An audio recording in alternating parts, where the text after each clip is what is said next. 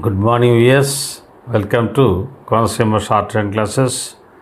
This speed is the second part of speed number 1 of Kailash Chandra's consolidated dictations.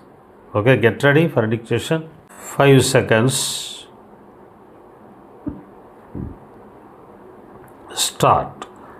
Honorable members will notice that so far as public relations go, the bill has covered adequate ground. In a measure like the Companies Bill, however, which covers the entire field of the operation of joint stock companies, the limits of consultation and discussion can never be exhausted, and I would like to inform honorable members that although the bill was introduced in Parliament over 7 months ago, our officers have been engaged throughout this period in further studies and informal discussions with the interests concerned, and on occasions I have also participated in such discussions. I have also given some further thought to some of the issues arising out of the bill, and I propose at the appropriate stage to bring before the Select Committee any changes in the provisions of the bill which seem to me to be worthy of consideration in the light of this further examination. No honorable members will have noticed that the bill contains 6 clauses and 12 schedules.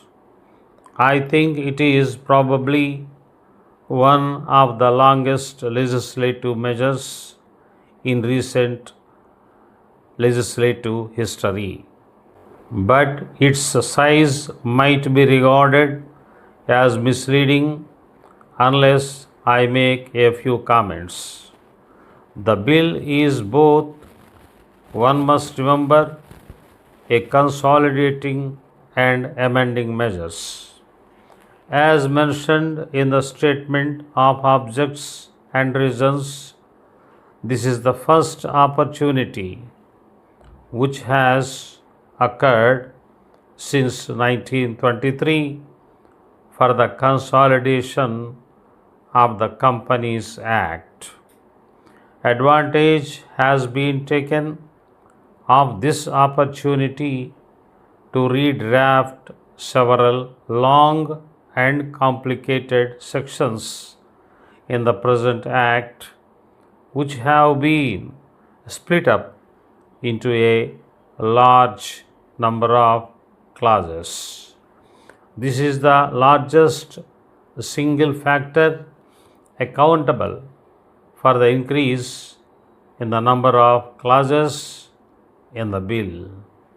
New clauses embodying substantial changes in the present law would hardly constitute more than a small fraction of the bill.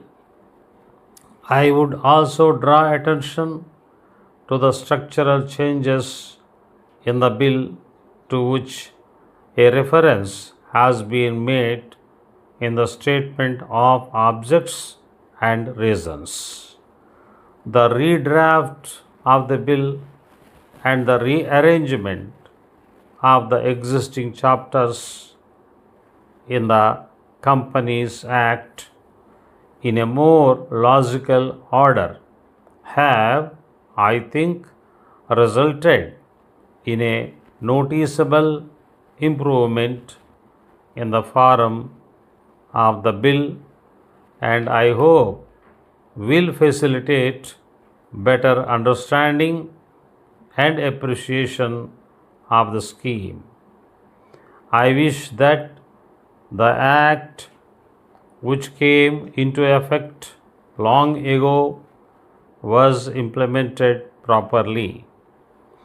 I know that the minister here is very earnest in implementing it, but unfortunately, his colleagues at the state level are disappointing him.